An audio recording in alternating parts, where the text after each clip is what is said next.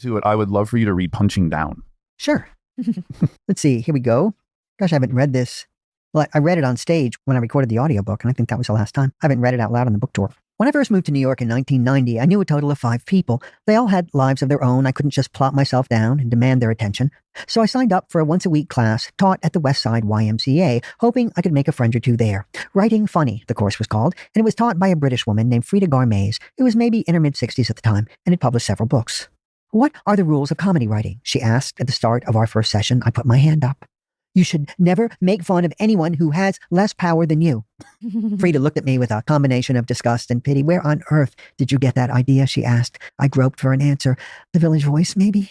No, she said. "The only rule in comedy is that you should always be as tasteless as possible." I think about that moment a lot, especially now when the phrase punching down has become ubiquitous.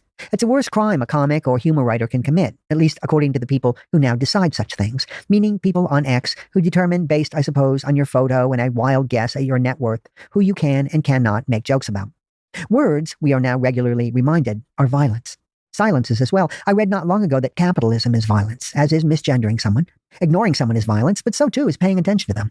A friend recently called on one of her assistants to deliver a statistic during a business meeting and was later charged with casual violence. Apparently, Deborah needed to give advance warning that she was going to ask a question, one that might possibly put her employee, someone who was well paid to know stuff and be able to spew it forth, on the spot. Who are these hothouse flowers, also easily and consistently wounded? People whose parents never hit them. That's it.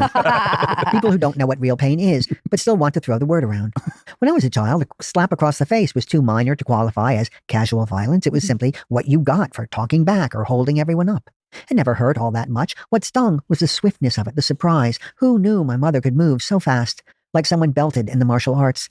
I don't feel like it traumatized me to be knocked around a little. Blood was rarely drawn. No limbs were broken.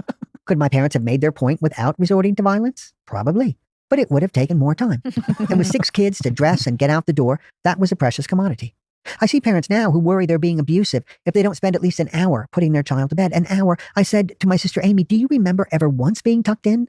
Can you imagine Mom and Dad reading to us or singing? Can you imagine them kissing us?" "Ugh," she said, "stop." And look at us. We're fine. We can handle stuff. We never get offended by anything. Part of this is that there were so many of us. A child needs brothers and sisters. The more, the better. Good siblings will press your favorite doll's face onto a red-hot barbecue, then steal the money the tooth fairy left under your pillow. They'll deposit things inside of you when you're 4, then sleep with your boyfriend 12 years later. Will, in short, prepare you to live in the real world. Better still, they'll dilute the Eye of Sauron-like attention given to an only child. My mother couldn't remember our names half the time, much less care whether we felt anxious or depressed.